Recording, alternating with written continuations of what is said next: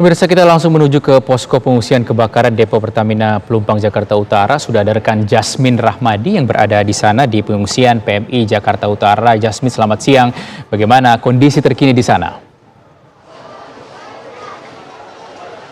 Ya, selamat siang Rizky Darmansyah dan juga pemirsa. Memang jumlah pengungsi yang saat ini mengungsi di posko pengungsian PMI Jakarta Utara yang merupakan korban dari kebakaran Depo Pertamina Pelumpang saat ini bertambah, yakni sebanyak 108 jiwa. Artinya memang ini bertambah 2 jiwa dari sebelumnya, Rizky dan juga pemirsa, yakni dari 106 jiwa menjadi 108 jiwa. Begitupun jumlah kakak yang mengungsi di sini juga bertambah, yakni dari sebanyak 26 kakak sekarang menjadi 27 kakak. Nah pemirsa, tadi pun Ketua PMI dan juga Wakil Presiden Republik Indonesia ke-10 dan 12 Yusuf Kala ini juga sudah meninjau ke lokasi pengungsian untuk berbincang langsung dengan para pengungsi yang saat ini berada di posko pengungsian untuk menanyakan kebutuhan apa saja yang saat ini sedang dibutuhkan oleh para pengungsi.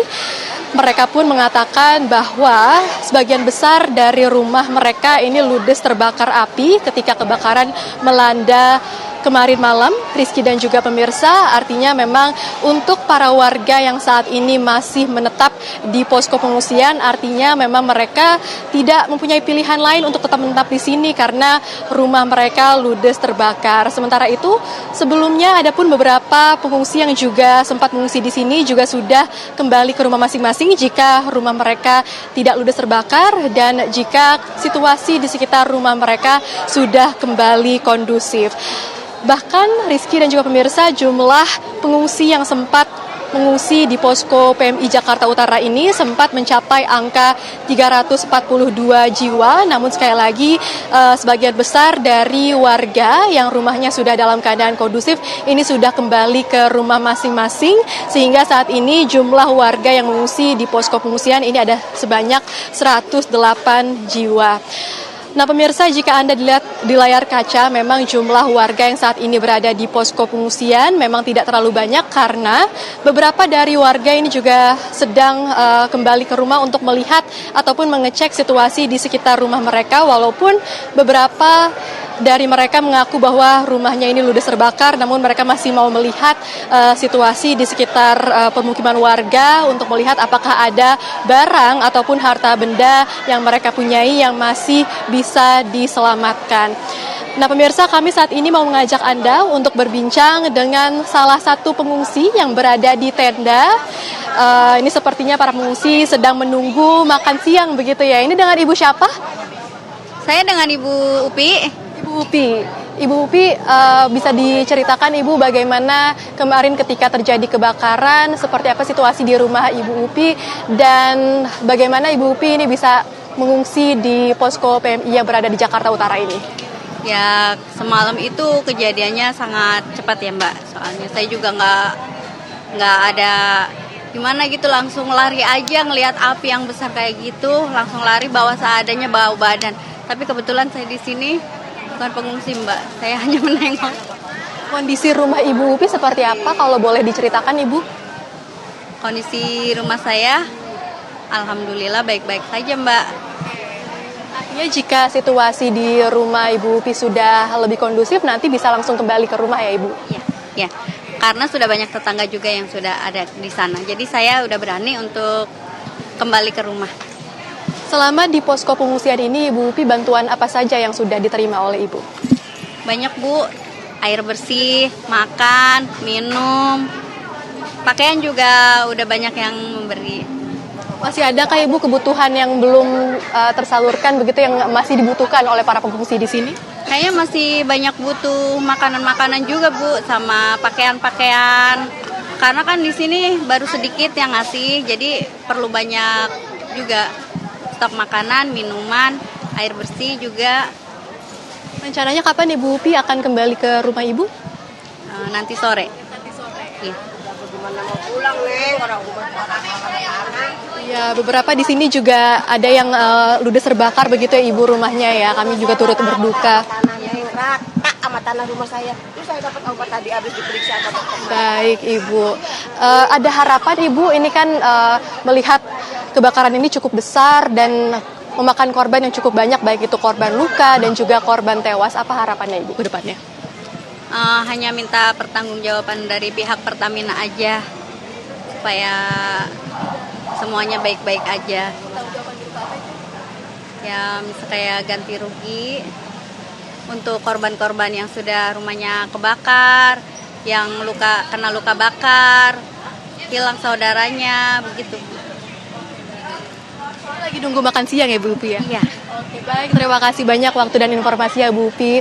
Semoga bisa kembali ke rumah Ibu dan semoga situasi di sekitar pemukiman warga juga bisa segera pulih begitu Ibu Upi. Terima kasih banyak waktunya.